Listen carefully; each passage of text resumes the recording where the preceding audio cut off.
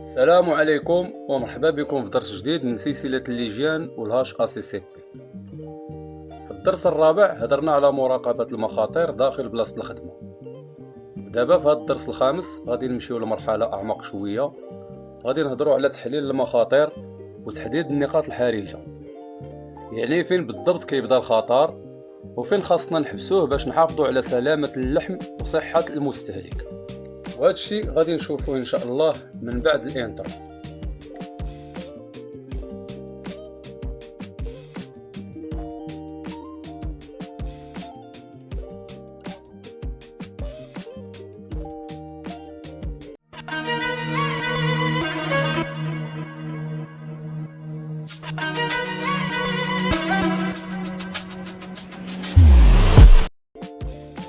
اولا، شنو هو تحليل المخاطر؟ تحليل المخاطر هو انك قبل ما تبدا الخدمه كتجلس مع راسك وكتسول فين ممكن يوقع المشكل، فين اللحم يقدر يتوسخ، فين خاصني نكون مركز بزاف. ماشي غير نخدم ونقول الله يسهل، ولكن نخدم بالعقل وبالتخطيط. تحليل المخاطر كيخليك تشوف الخدمه كامله من الاول حتى الاخير وتعرف فين الخطوره. ثانيا، الفرق بين المراقبة و Critical Control Points أي CCP. خاص نفهموا واحد الحاجة مهمة. المراقبة كنراقبوا جميع المراحل، كنركزوا غير على المراحل اللي إلا وقع فيها خطأ يقدر اللحم يفسد وما يمكنش يتصلح، يعني CCP هي نقطة لا تقبل الخطأ. ثالثا، تقسيم الخدمة المراحل، يعني لي بروسيسوس دو ترافاي. باش نحددو لي كريتيكال كنترول بوينتس خاص الخدمة تقسم لمراحل واضحة. مثلا تحضير قبل الخدمة، وضع الحيوان أو الذبيحة، السلخ، فتح البطن، إخراج الأحشاء، تنقية، تقطيع، ترتيب اللحم، تسليم اللحم للزبناء، واخيرا نضيف المكان ويرجع كيف ما كان باش داك البقايا ديال اللحم والدم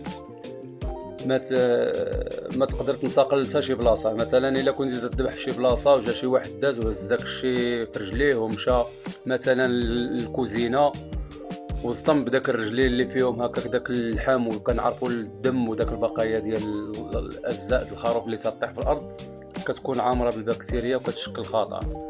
لهذا نقدروا ندخلوا بها الكوزينه وطيح لنا شي حاجه وحده اخرى في البلاصه اللي صطمنا فيها ونهزوها وناكلوها ولا نديروها مع شي حاجه تكون طالمين لنا الماكله الاخرى.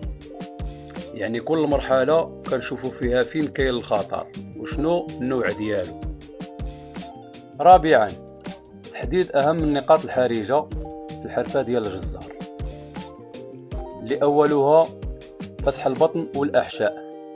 اخطر نقطه في الحرفه كامله اللي هو فاش كنجيو نجبدوا الاحشاء، الخطر اللي كيكون متربص بينا هو انفجار المصارن، ويقدر يخرج منهم الوساخ ويقدروا يلوثوا لنا اللحم كامل. الحل ديال هذا الشيء فتح دقيق، سكين خاص ديال المصارن، ابعاد الاحشاء مباشره، ما ترجعش تلمس اللحم حتى تغسل يدك وتبدل الادوات. ثاني حاجه في النقاط الحرجه الادوات، يعني سكين واحد موسخ يقدر يفسد لك الخدمه كامله.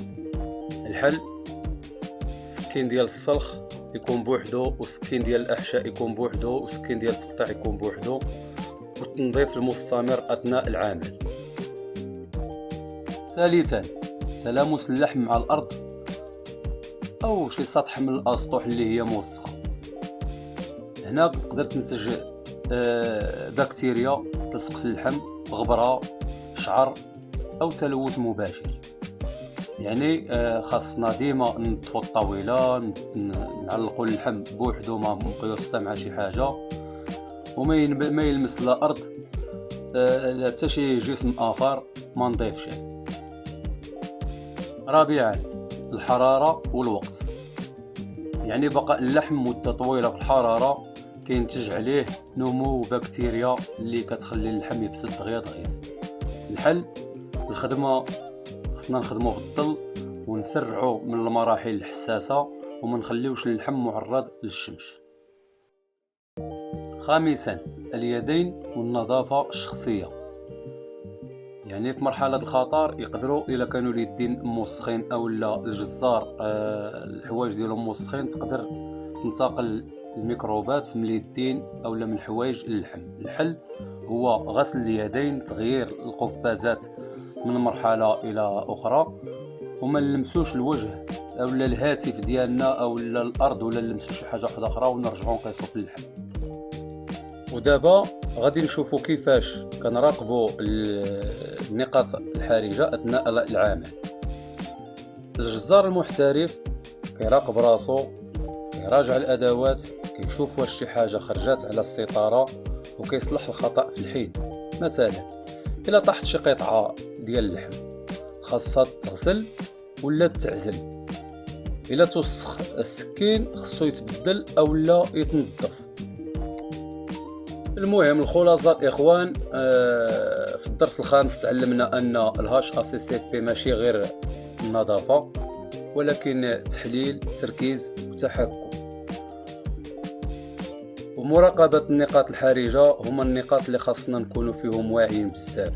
إلا تحكمتي في النقاط الحرجة راه تحكمتي في سلامة الخدمة كاملة. نتلاقاو الإخوان في الدرس الجاي، والسلام عليكم.